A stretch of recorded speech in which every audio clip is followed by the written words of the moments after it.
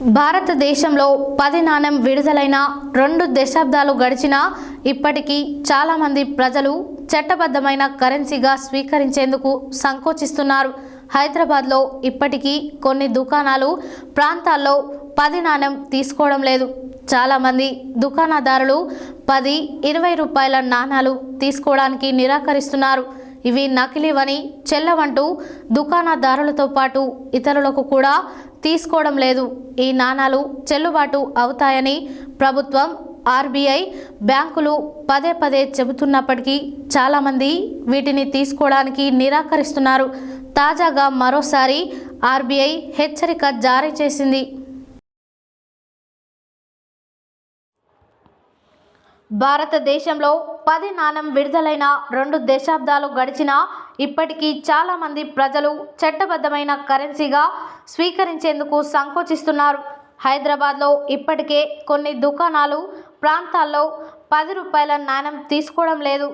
చాలామంది దుకాణదారులు 10, 20 రూపాయల నాణాలు తీసుకోవడానికి నిరాకరిస్తున్నారు.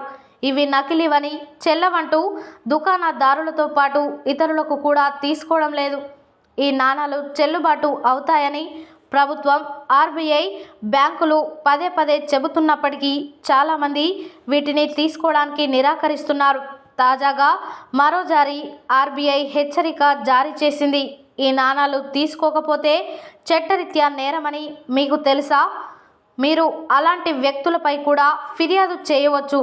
ఎవరైనా నాణాలను స్వీకరించడానికి నిరాకరిస్తే, నాణం చెలామణిలో ఉంటే అతనిపై ఎఫ్ఐఆర్ నమోదు చేయవచ్చు.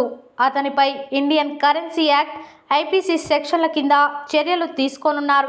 ఈ విషయంపై రిజర్వ్ బ్యాంకుకు కూడా ఫిర్యాదు చేయవచ్చు. దీని తర్వాత దుకాణదారుడు లేదా నాణాలను స్వీకరించడానికి నిరాకరించిన వారిపై చర్యలు తీసుకోవచ్చు.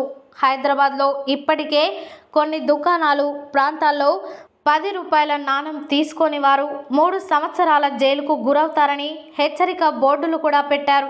తెలంగాణ రాష్ట్రాల్లో ఇటీవల కాలంలో బ్యాంకులు కూడా ప్రజల్లో, వ్యాపారాల్లో 10 రూపాయల కాయిన్లపై అవగాహన కల్పిస్తున్నారు. దీంతో హోటల్స్, క్యాంటీన్లు 10 రూపాయల నాణెం తీసుకోవడం ప్రారంభిస్తున్నాయి.